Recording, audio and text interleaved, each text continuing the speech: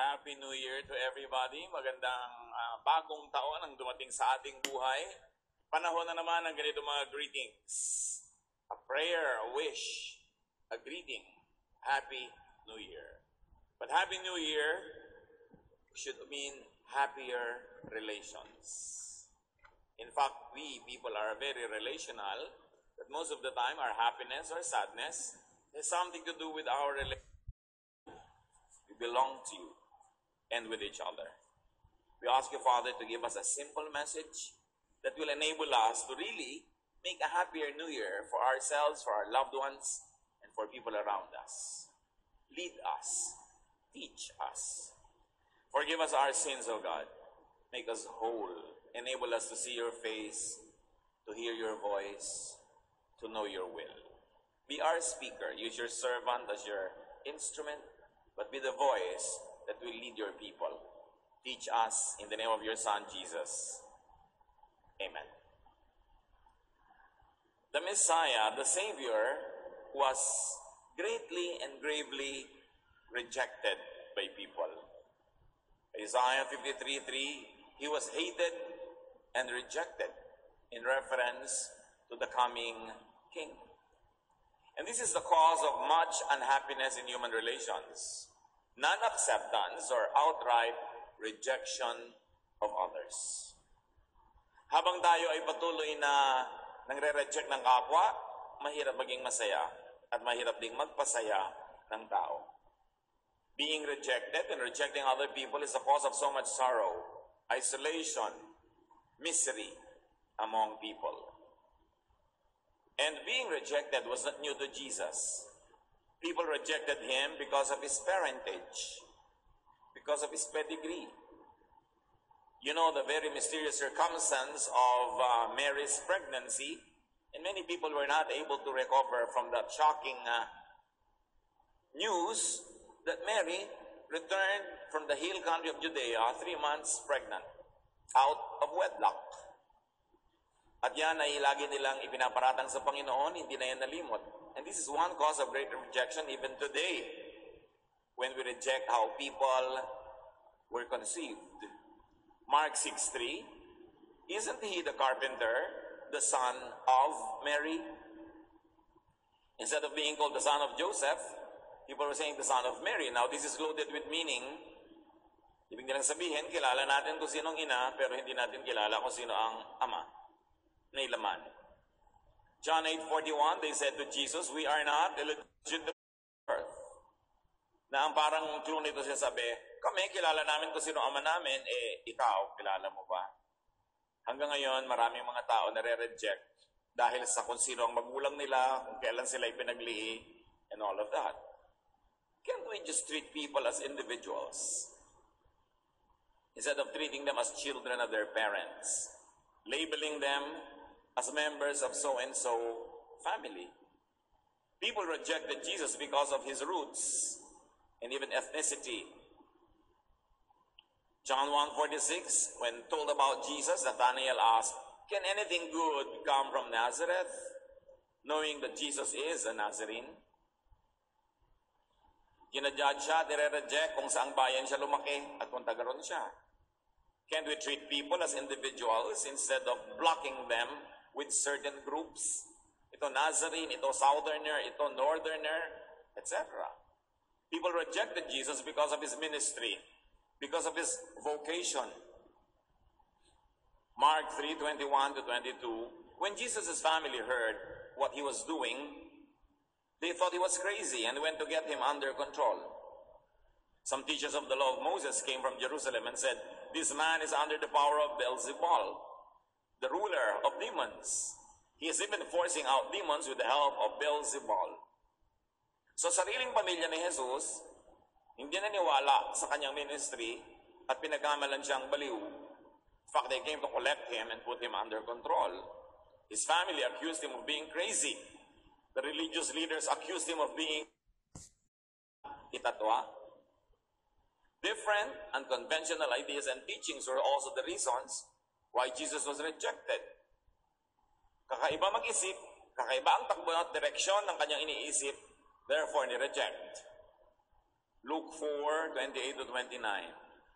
When the people in the meeting heard Jesus say this, they became so angry that they got up and threw him out of town. They dragged him to the edge of the cliff on which the town was built, because they wanted to throw him down from there. So you don't want the idea, so you kill the thinker. You don't like the message, you kill the messenger. Can't we just refuse the idea without rejecting the whole person? There's a lot of rejection that happened in Jesus' life. And why are we essaying this now? Because the same rejections happen. Pwede natin sabihin, hindi ko gagawin yan kay Jesus, pero maaaring ginagawa natin sa sarili nating anak, magulang, asawa, kapatid, kaibigan, kapitbahay. People rejected Jesus because of his brilliance, because of his celebrity and popularity. Matthew 27:18, Pilate knew that the leaders had brought Jesus to him because they were jealous. Must we really extinguish the brighter flame? But you say, Jesus was born that way. All of those reasons why he was rejected were actually natural to him. He was born that way. And we reject people based on the same reasons. Therefore, many of us are unhappy. When we reject people, especially people who are close to us, there's a part of us that dies, that also gets rejected. Pag ang sariling anak ay tinatatwa ang magulang, pag ang magulang, nire-reject ang anak. Pag ang asawa, nire-reject yung kapartner niya, may bahagi ng puso mo na hindi lang nasusugatan, kundi namamatay. At hindi lang yon, sa kanilang puso rin, may nasusugatan, may namamatay. Kaya maraming kalungkutan ang tao. Maraming mga pamilya hindi masaya kasi hindi nila tinatanggap ang isa't isa. Nagagalit sila, tinatatwa, itinatapon. Or, if we don't reject people, we force them to change to suit our fantasies, making life miserable for them and also frustrating us because we can never change people. People change when they let God change their minds. And as soon as they change their minds, they change their thoughts, their actions change, their words change, their habits change, they change. But it must be the person herself, with God's help. If the person is convinced in her or in his mind that change is indeed in order. It is so much easier to accept others than to make them change to suit your needs and wants. Because you're not the only one who wants them to change. Everybody else wants this same person to change the way they want. How can we be happier? Paano masasaya ang mga pamilya, mga magkakaibigan? Several solutions. The solutions are to stop attempts at wholesale changing of people. Mabibigo lang naman tayo yung pinipilit nating baguhin ang tao. Mapapagod ka kasasabi, magagalit ka, magagalit din siya, magkakalayo lang kayo. It's a solution that doesn't really work. Or to start accepting people's nature, which is what Jesus modeled. Jesus accepted people. How soon before people like us will understand that Jesus began by accepting people? He began his ministrations to people by accepting them as they were, where they were. Hindi niya require ang mga tao na magbago bago niya tanggapin. Tinatanggap niya muna, tapos dahil sa kanyang pag-ibig, dahil naliliwanagan, nagbabago. Kusang nagbabago sa tulong ng Diyos. The Lord wants us to understand that people are people and they are that way because they were created that way. Yes, indeed, some people are that way because of nurture, but it's really mostly because of their nature.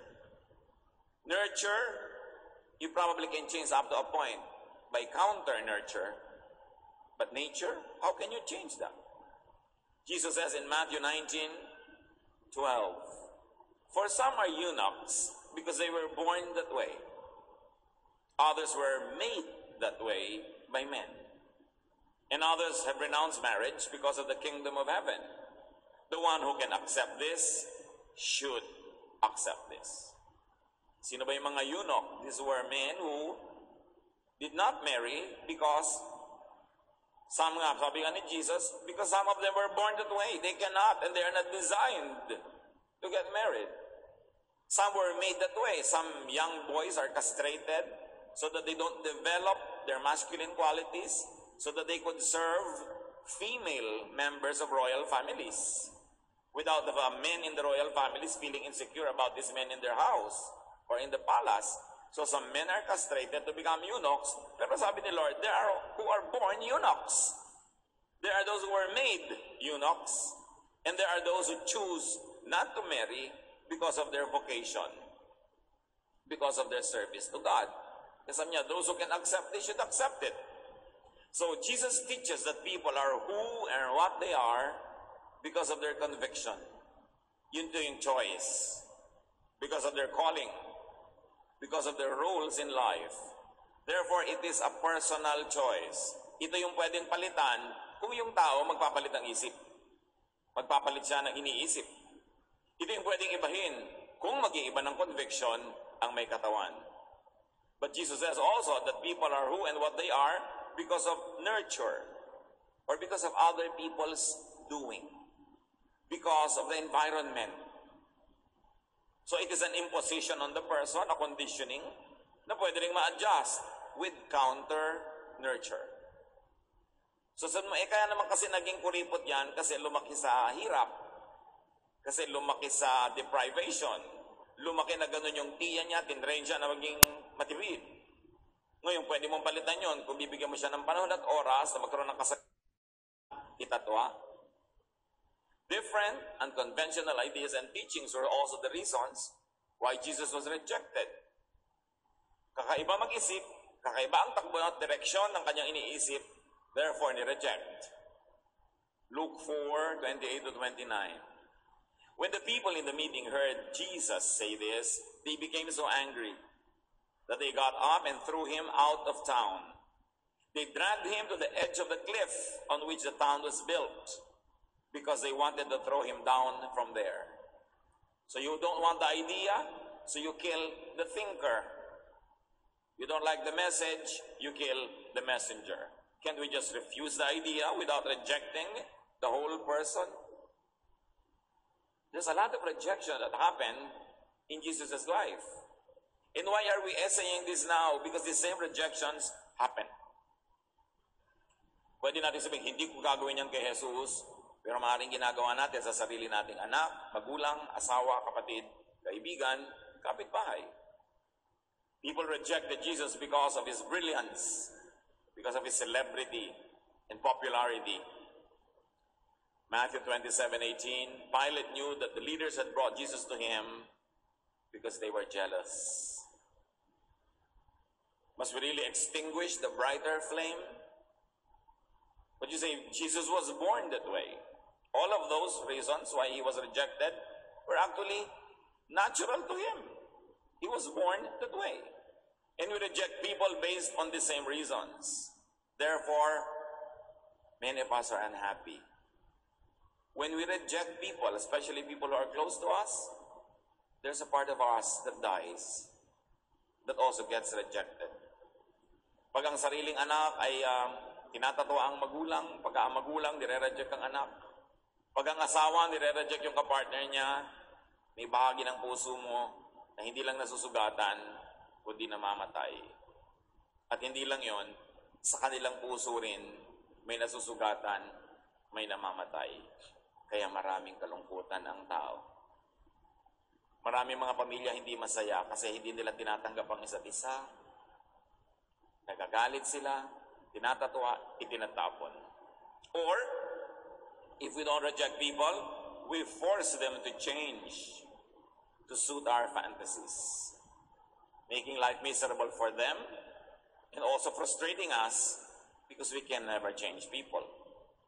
People change when they let God change their minds. And as soon as they change their minds, they change their thoughts, their actions change, their words change, their habits change, they change. But it must be the person herself, with God's help.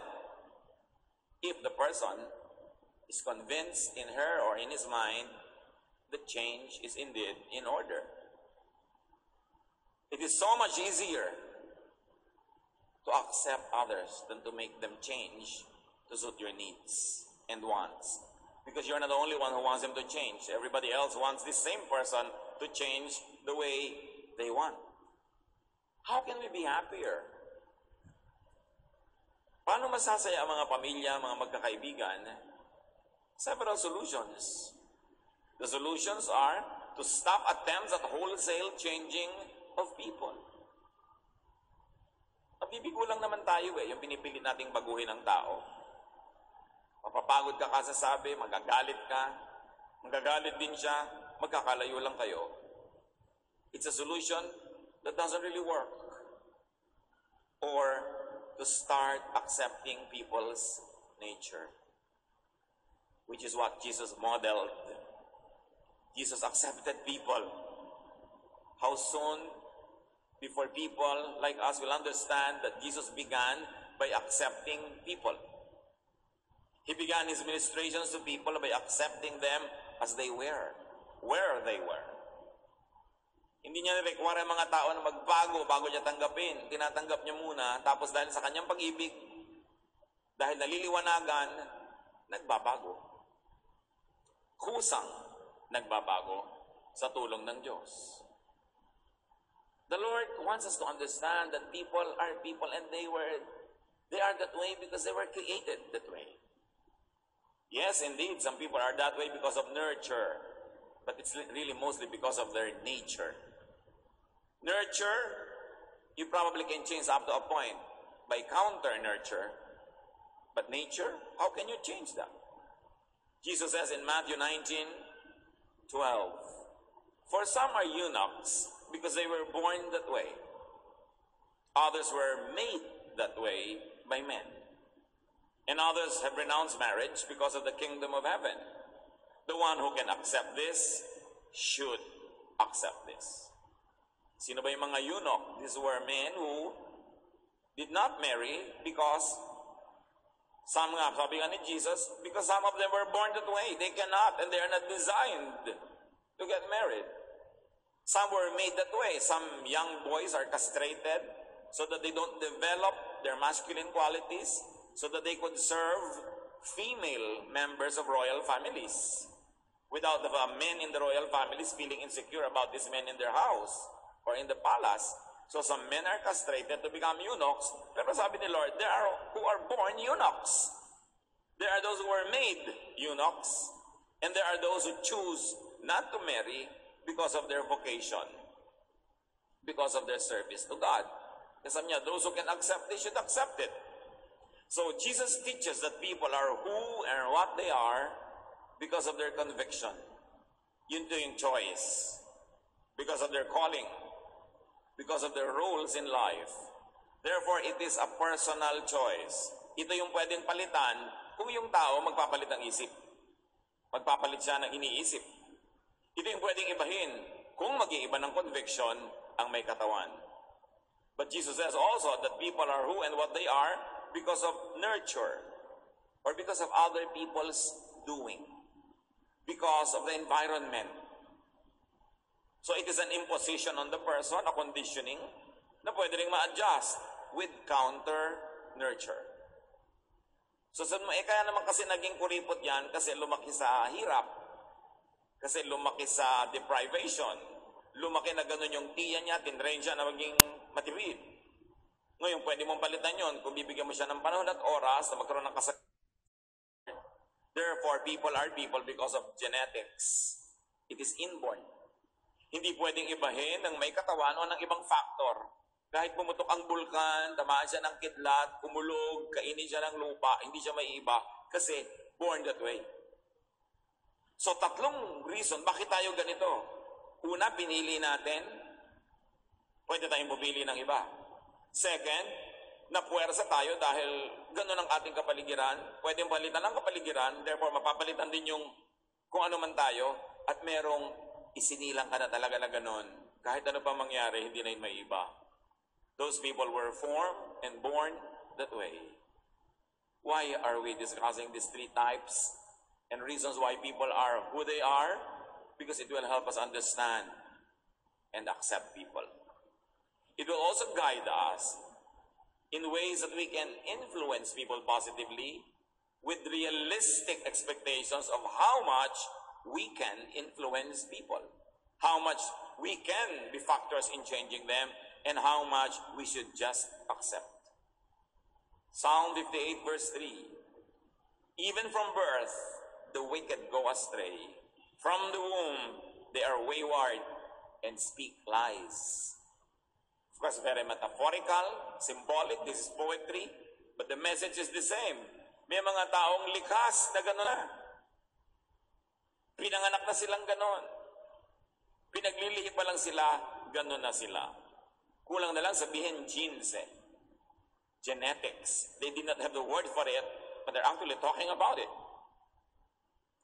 People and other creatures are who and what they are because of genes. Genesis 30, 38 to 39, when the flocks were in heat, they mated, and they bore young that were streaked or speckled or spotted. Siyempre, kung ano yung magulang, ganoon yung anak. Predetermined from and by the genetic pool. There are people who are predisposed to be this or that because that is their genetic composition. They don't become like that. They were designed, made, and born like that. To be that. At habang iniisip natin ito mga kapatid, i-apply natin agad sa inyong magulang, sa inyong anak, sa inyong kapatid, sa inyong kabiyak, kaibigan. Baka ang laki-laki ng tunggalin ninyo na pinipilit niyo siyang ibahin. Meron siguro talagang pwedeng iba kung conviction o decision lang niya maging ganon. Meron naman na palaki lang kasi siyang ganon, pwede mo namang i-reprogram. Pero meron talagang ipinaglihi pa lang siya, ganon na. Dapat nating kilalanin yon para gumanda, umayos ang ating pakikitungo sa kapwa. At hindi maging full of pressure. Maraming mga wives ang reklamo, ang husband sila tamad. Ewan ko kung may nakita na kayong tamad na sumipag. Pero most of the people that I know of and have heard about, kinakamatayan na nilang tamad.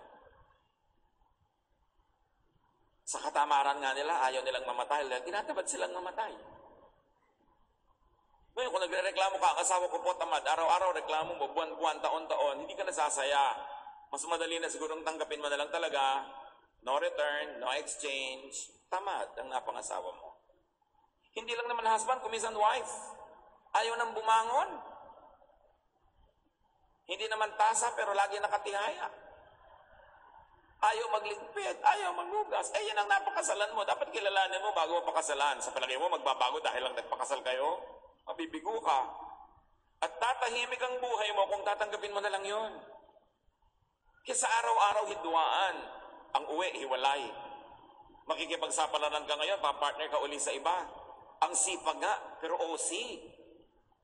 Talagang kahit nakahiga ka na, papabangunin ka pa niya para ayusin niya yung sapin ng kama ninyo. Nabaligtad naman, pero hindi mo rin yun mababago. Marriage is acceptance. It's not a reformatory institution.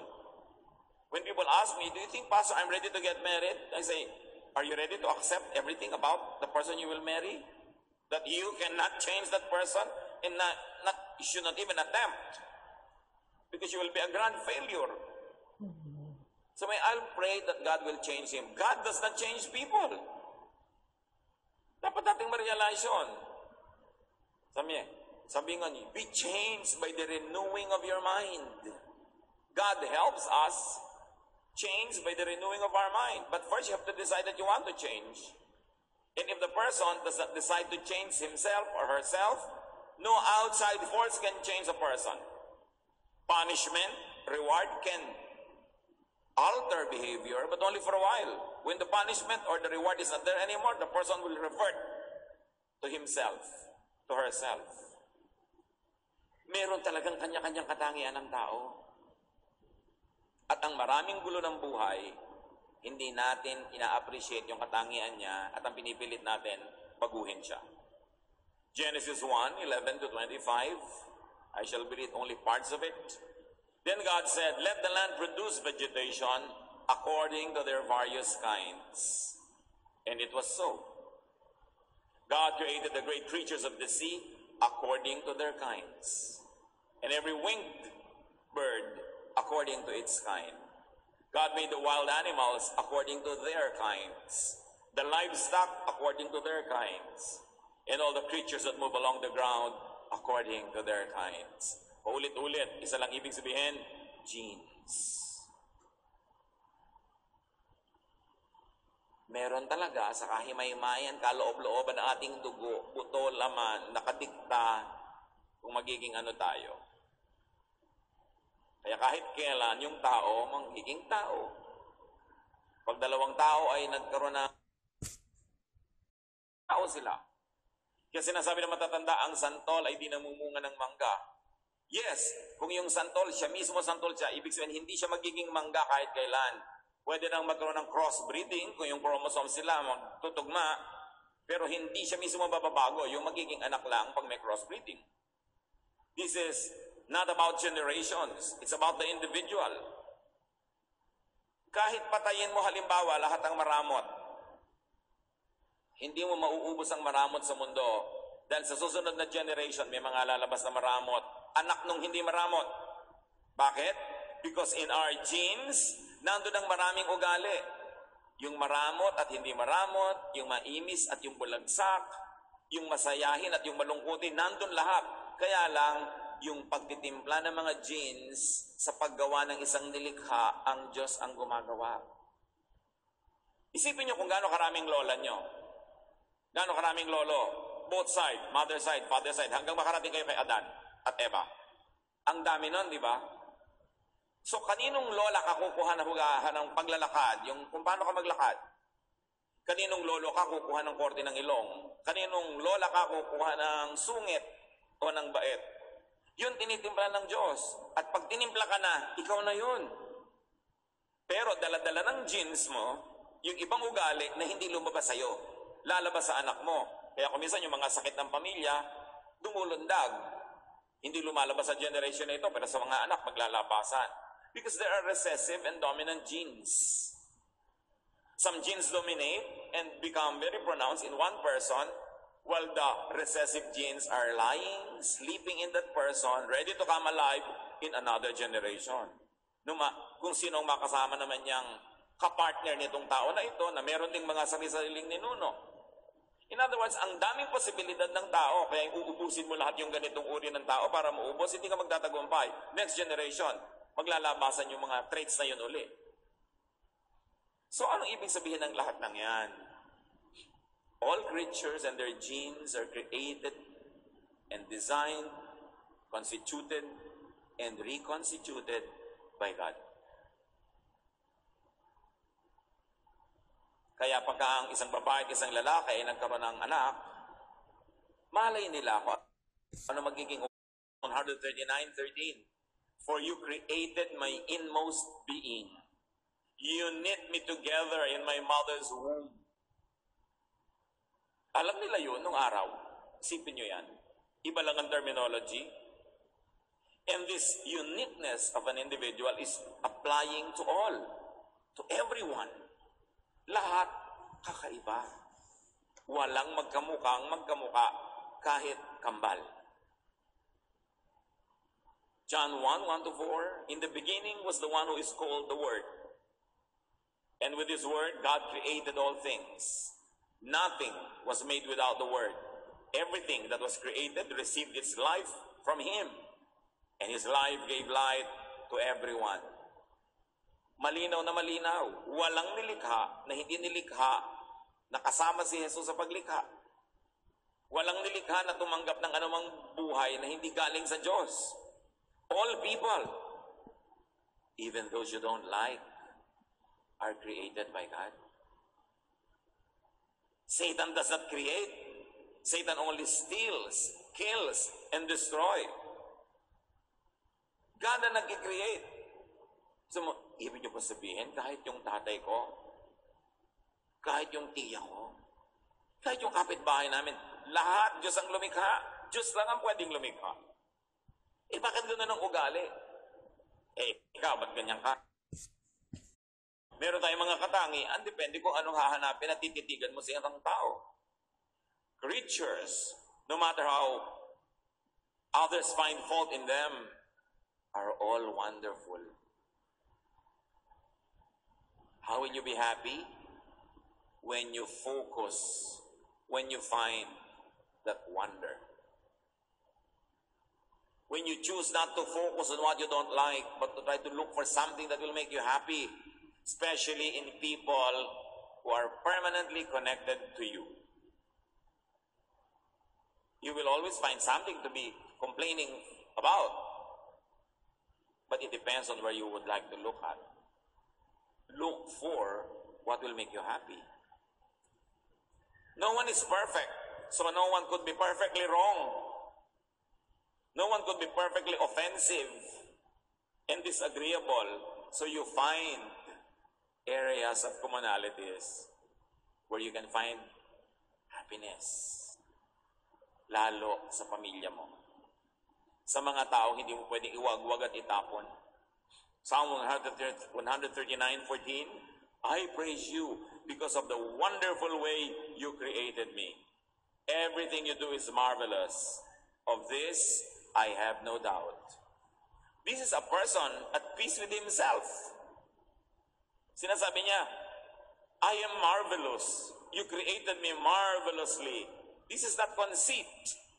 Hindi yabang, kaliwanagan, enlightenment, realization. Have you realized that you are wonderful? Of course, many people over-realize that, no?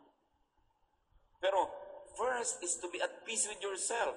To realize that God made you, God created you, no matter what people say against you.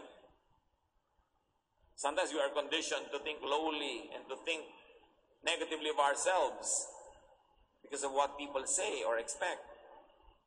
But a person who says, I thank you, God, because you made me wonderfully, you are at peace with yourself. And that can be the beginning of being at peace with others too. Because once you have accepted yourself and appreciated how you were created by God, you will be ready to appreciate others. Many of us are unable to appreciate others because we have not appreciated ourselves yet. You cannot give what you do not have. Kaya sabi ni Lord, love others as you love yourself. Hindi sinabing love others only. The presumption is you will love yourself. That is good. But don't stop at that. Love others also the way you love yourself. So appreciate yourself. Appreciate God who made you. Stop complaining about what you do not have and start being thankful for what you have. You cannot have everything. Although all the genes and all the potentials are in you, only one of those genes would be dominant in your life. Kaya kailangan huwag na tayong magpagod trying to always be somebody else. Desiring this man's art or that man's scope with what I most enjoy, contented least. Sabi ni Shakespeare. Hinahanap mo sa iyo yung wala. Hindi mo tuloy napapansin yung nandyan. Hinahanap mo sa kapwa mo yung wala. Hindi mo tuloy napapansin kung ano ang mayroon. And this is where happiness lies. In finding people to be wonderful. Di ba yung mga tao nagpapaligaya sa inyo, yung nakikita nyo wonderful siya. Pero sabi ng Bible, everybody is wonderful. Kailangan lang mahanap mo yun kung ano yung wonder sa Kanya. Creatures are not to complain about how they or others are made. Isaiah 45:9, the Lord said, Israel, you have no right to argue with your Creator. You are merely a clay pot shaped by a potter. The clay doesn't ask, why did you make me this way? Where are the handles? Sabi niya, mga palayok lang kayo na nilikha ng Diyos. Huwag kayong magreklamo. Sabi niya, bakit ako walang takip? Bakit ako walang tangkay? Bakit ganitong korte ko? Kung anong ginawa sa'yo, yun ang appreciatein mo. Huwag kang makipagtunggali sa gumawa sa'yo. Dahil buo ka na, at pag pinilit mo ibahin ang korte mo, ano mangyayari? Mababasag ka. Kasi palayok ka eh. Tanggapin mo kung ano ka, tanggapin mo kung ano yung iba. Personal differences are designed and ordained by God. May magre-reklamo pa, Pastor, ibang-iba po yung ugali ng asawa ko sa akin. Abi, kung gusto mo pala kamukhang kamukha, sana nanalamin ka na lang at pinakasalan mo ang sarili mo. Talaga bang in love ka sa sarili mo na gusto mo pati asawa mo, kamukha mo? Pasalamat ka nga at yung hindi mo ginagawa, ginagawa niya. Yung ayaw mo, gusto niya. At least, gusto niya yung likod ng bangos, gusto mo yung tiyan. Di ba? Ang sarap niya kasama kumain. Eh kung pareho kayo ng gusto ng lagi, di magko-compete lang kayo, appreciate the difference. Ephesians 4:11-12, the gifts He gave were that some would be apostles, some prophets, some evangelists, some pastors and teachers, to equip the saints for the work of ministry, for building up the body of Christ. You see, even spiritual gifts were designated by God, different, one from another, so that when people are together, they become complete. Kaya hindi ibinigay sa lahat ng katangian para yung katangian ng iba ang pakinabangan mo, yung katangian mo, pakinabangan niya, para magsama-sama tayo. Kasi sa pagsasama-sama, masaya. Eh kung kaya mo mga anak mag-isa para kang gabi, sasaya ka ba? Siyempre gusto mo namang may anak sa'yo bago ka manganak na man lamang, no? So kailangan mo ang tao. At dahil kailangan natin ang isa't isa, at dahil tayo magkakaiba, anong kailangan mangyari para tayo manatili magkakasama? Hindi ba to accept the differences? So that there would be unity and harmony. But it doesn't mean uniformity. Hindi ko may unity, may harmony, ibig sabihin uniform. Oppressive ang uniform. Very. Nakita niyo yung choir natin, basta naka-green. Kahit light green, dark green, yung iba nga yellow pa eh. No? Pero sige na, para maluwag.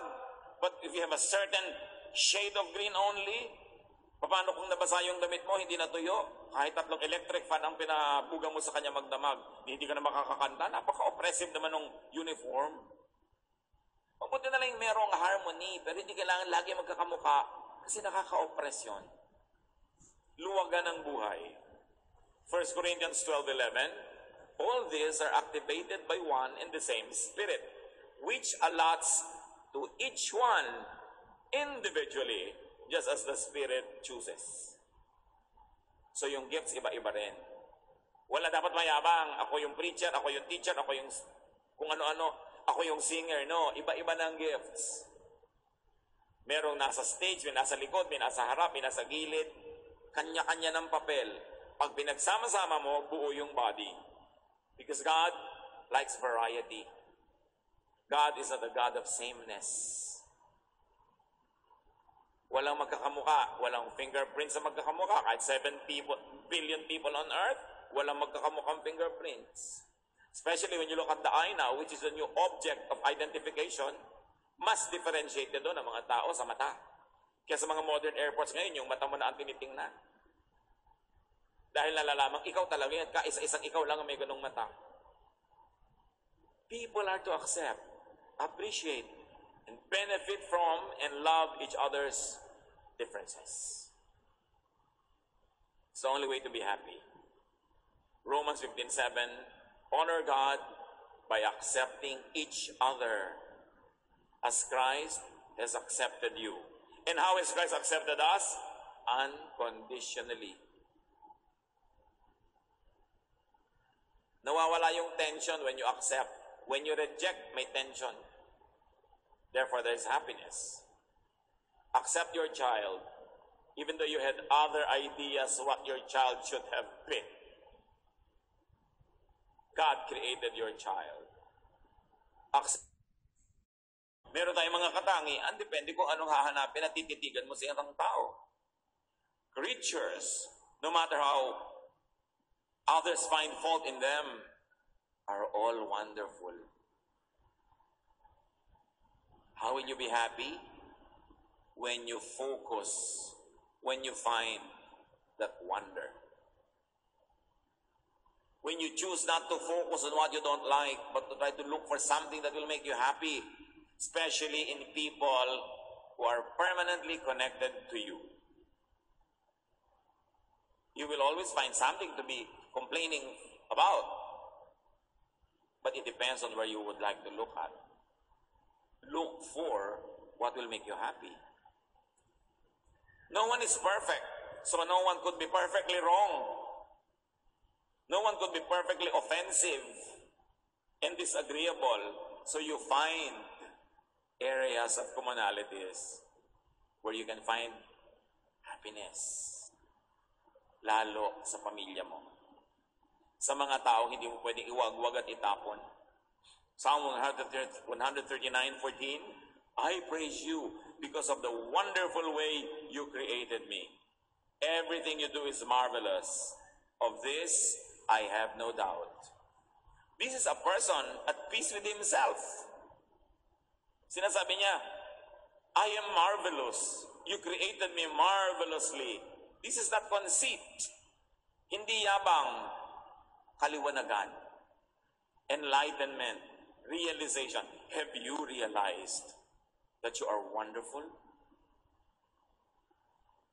Of course, many people over-realize that, no? Pero first is to be at peace with yourself. To realize that God made you, God created you, no matter what people say against you. Sometimes we are conditioned to think lowly and to think negatively of ourselves because of what people say or expect. But a person who says, I thank you, God, because you made me wonderfully, you are at peace with yourself. And that can be the beginning of being at peace with others too.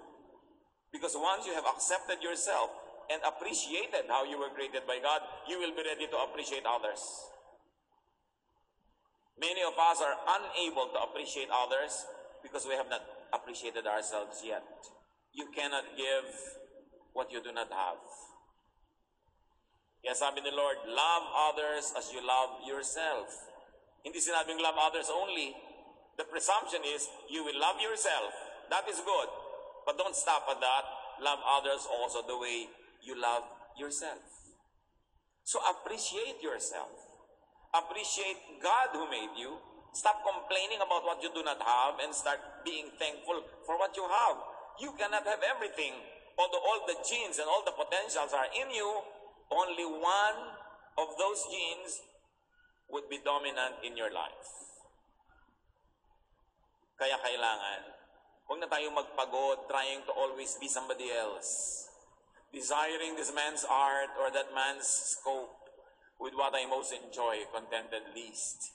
Sabi ni Shakespeare. Hinahanap mo sa iyo yung wala. Hindi mo tuloy napapansin yung nandyan. Hinahanap mo sa kapwa mo yung wala. Hindi mo tuloy napapansin kung ano ang mayroon.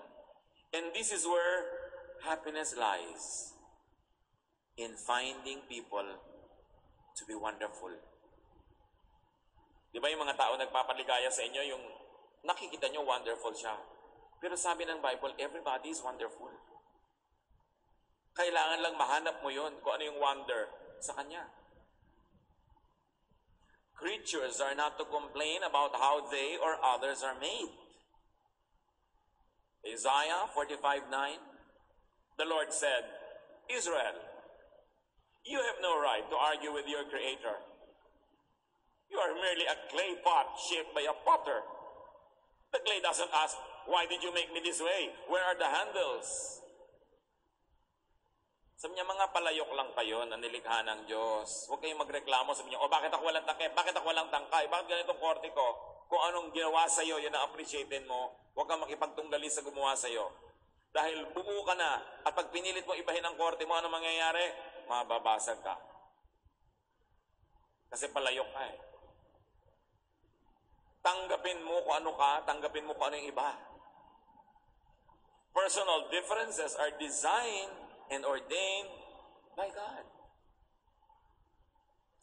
May magre-reklamo pa, Pastor, ibang-iba po yung ugali ng asawa ko sa akin. Abi, kung gusto mo pala kamukhang kamukha, sana nanalamin ka na lang at pinakasalan mo ang sarili mo.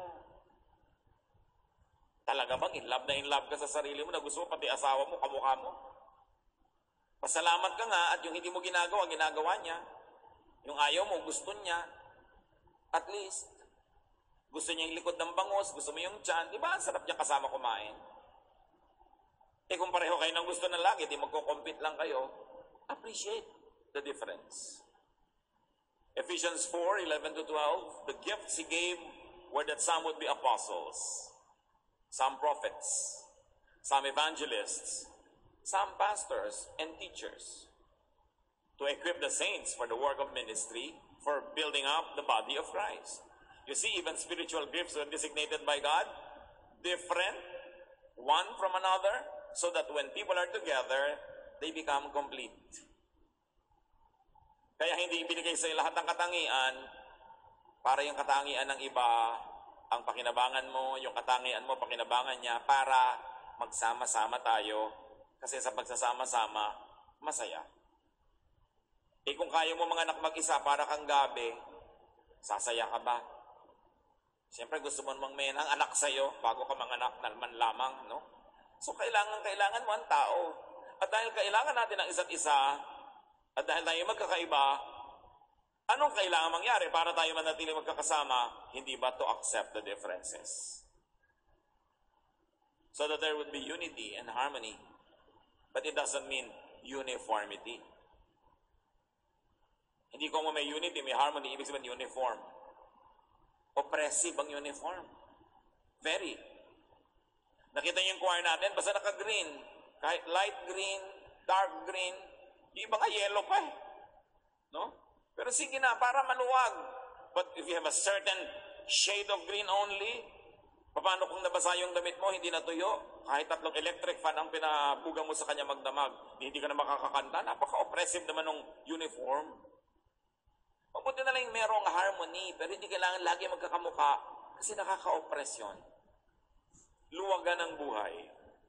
1 Corinthians 12:11, all these are activated by one and the same Spirit, which allots to each one individually, just as the Spirit chooses.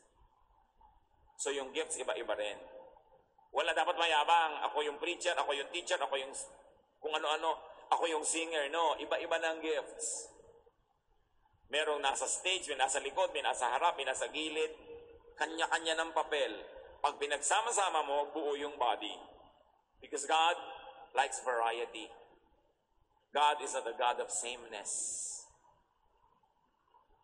Walang magkakamuka, walang fingerprints sa magkakamuka. Kahit 7 billion people on earth, walang magkakamukang fingerprints. Especially when you look at the eye now, which is a new object of identification, mas differentiated doon ang mga tao sa mata. Kaya sa mga modern airports ngayon, yung mata mo na ang tinitingnan. Dahil nalalaman, ikaw talaga yan, kaisa-isang ikaw lang ang may ganong mata. People are to accept, appreciate, and benefit from and love each other's differences. It's the only way to be happy. Romans 15:7, honor God by accepting each other as Christ has accepted you. And how has Christ accepted us? Unconditionally.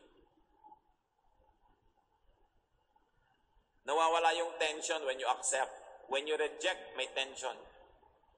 Therefore, there is happiness. Accept your child, even though you had other ideas what your child should have been.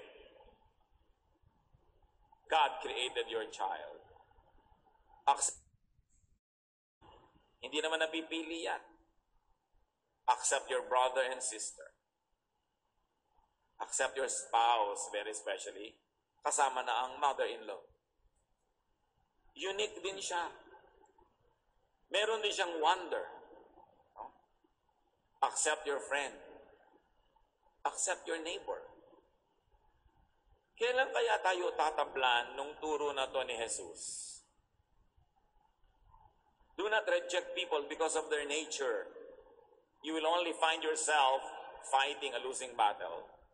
Do not reject people because of their nurture. If you want, you may offer a counter nurture, but it depends on the person, if the person would react to and accept it. Do not reject people because of their minds. And do not label them crazy or demonic just because they think another way. Tama na yan. Boring na yung pagpipilit natin na yung ibang tao maging korte according to our mold. Stop judging, rating, and labeling people. Stop rejecting people for who they naturally are. Kaya yung mga you reject people because of the color of their skin, because of the texture of their hair, because of their height, because of their accent. Ang mangyayari, sobrang stressful. And stop rejecting yourself for who you naturally are. Aside from doable cosmetics, to exaggerate in trying to change yourself means you are not accepting yourself. Diba, if you were given by the Lord ng ganitong size lang ng breast, di yun. Bakit naman kailangan palakihin mo hanggang magkasub-sub-sub ka habang naglalakad ka? Kaya tuloy napapahamak, takot-takot ng mga procedure because of self-rejection. Accept yourself. Yung iba sa sobrang pagtutuwid ng mga kulot nilang buhok, nakakalbo pa. Dahil mga mali-maling chemical lang nalalagay sa buhok. Di ba? Yung naglalagay ng mga cheekbone. Minsan pagtakbo, bumababa dito. Kahihila ng mukha, yung pusod, nasa pisngi na. Akala mo dimple. It might look funny, but people are oppressed. People get oppressed. And especially if they have the money to afford the oppression, they keep changing themselves. When will you be at peace with yourself? Up to a point, we can enhance here and there, but don't endanger your health.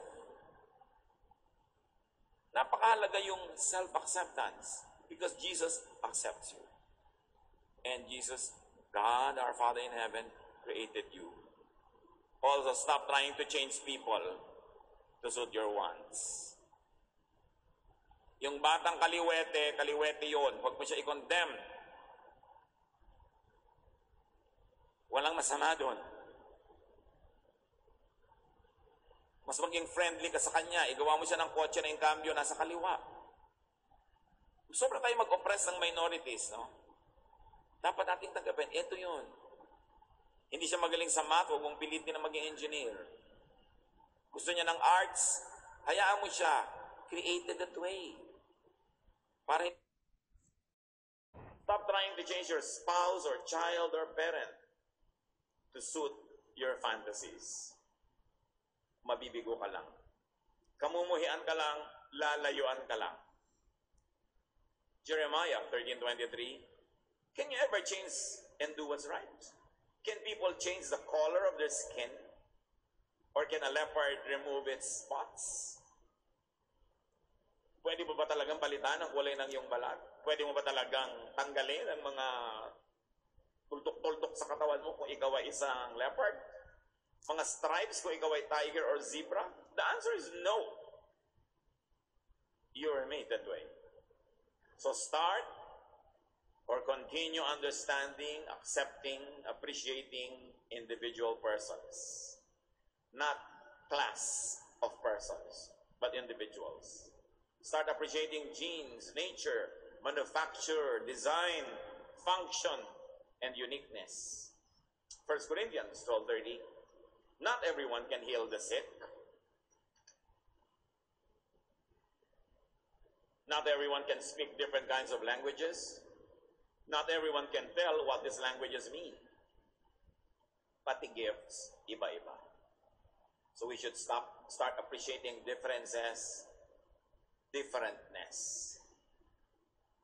Si Lord Jesus, marami siya talagang ibang kakaibang approach.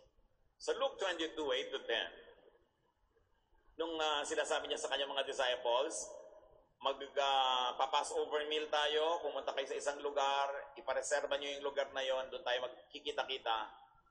Mga disciple, hindi nila alam kung saan pupunta. Anong sabi ni Lord? So Jesus said to Peter and John, go and prepare the Passover meal for us to eat. But they asked, where do you want us to prepare it? Jesus told them, as you go into the city, you will meet a man carrying a jar of water. Follow him into the house. Superficially, it looks very innocent. doesn't mean anything, especially if you don't understand the sentence culturally. But the message is in the details. So who would lead them to where they would do the Passover meal? A man carrying a water jar. In the Middle East, even in Israel, usually it is the women who carried jars of water. Kaya mga babae ang may buhat ng mga palayok na may tubig. Sa ating mga Kalinga people up in the north, patong-patong na palayok para makatipid ng pagbabalik-balik sa ilog. No? Mga babae pa rin. How would a Jewish man look when he carries a water jar? Paano yun? A very different man led Jesus' disciples. Ganyan. Lalaking may dalang palayok. Gawin yung Kalinga. Ganyan. Drawing ni Manolet.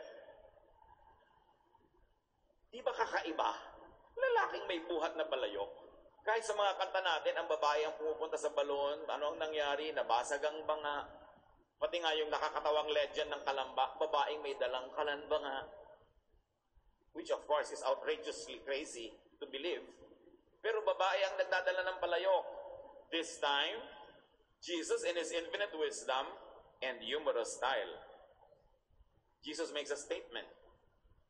Some people are simply different. Some men carry jars. Some men do what women do. They too could lead and they can be used by God. Yung meaning ng mga ginagawa ng Panginoon for people to be sensitive to others and to let others be themselves. And when Jesus chooses and uses an unconventional, a different man, don't say that that man isn't fit to serve. Sabi mo, ay, kalalaki mong tao, may dala kang palayok, hindi pwede. But that is the guy that Jesus chose. God uses donkeys, ravens, and even Rahabs to do His will. Rahab at least operated a brothel or as a prostitute herself. But she was chosen by God to be an instrument in the salvation of the spies. And she even joined the family tree of Jesus. Kalolalahan ni Jesus, si Rahab. God chooses whom God chooses. Kumisa nga, mas mahigpit pa tayo kaysa sa Diyos. The message, brothers and sisters, Jesus accepts people. Jesus accepted people's nature, and His love empowered them to change or to improve through nurture. Jesus accepts first. No qualification. Kaya nga yung kanyang mga disciple, puro mga by today's standards, the disciples of Jesus could never become deacons in today's churches. Hindi sila qualified. Kasi mas mahigpit pa tayo eh. Mas humigpit pa tayo kaysa kay Jesus. And the trouble with institutional religion is its one-track mission to change people. Laging, one time I was passing by a bookstore, nakalagay malaking karatula sa labas, books that can change your life. And you say, who said that I want to change? Why do you presume that I must change? And this is the judgmentalism of religion. At the door, if only they could put up a sign would say, bagay ka ba dito? Bagay ba yung damit mo dito? Bagay ba yung buhok mo dito? O may tattoo ka, bagay ka ba dito? O ang hikaw mo nasa pusod, bagay ka ba dito? Yung rejection, the church has mastered the art and science of rejection instead of acceptance. That's why even in the church, there's a lot of misery and tension and stress and pretense. But if we would just go back to the style of Jesus, to accept first, then love and nurture, and let the person react to that nurture and be empowered by God to change for the better, to change from glory to glory, then there will be more love and there will be more happiness. The church, the home, should be sanctuaries of love and unconditional acceptance. You cannot force people to change. They have to make up their own minds to do that. But you create a good climate, a good environment in which they would decide to change for the better. So open up to God's deeper and more basic character and thought. Review. Go back to Jesus. And then accept others and yourself as God is designed and accepts you. You would be happier. Others would be happier. Happiness is in changing what you can and in accepting what you cannot. What should you accept about your child, your parent, your spouse, your brother or sister, your friend? Do it. Accept people and be happier. I'm sure yung mga iba sa atin na nagpilit na baguhin ang kapwa, ipagpilitan yung gusto natin, nabigo lang naman tayo. Patuloy lang tayo nabibigo. Nagkakagalit lang, nag-aaway, nag-iiwalay. Walang kinakawi ang mabuti. Try the style, the way of Jesus. It has always worked. And it is modeled by Jesus Himself. Buksan natin ang puso natin para tumanggap sa ating kapwa. Huwag nating sikipan, harangan ang daan para natin sila mahalin. After all, love is the most powerful force. And when people are loved, when people are accepted, they get inspired to become better. When you reject them, they become defensive.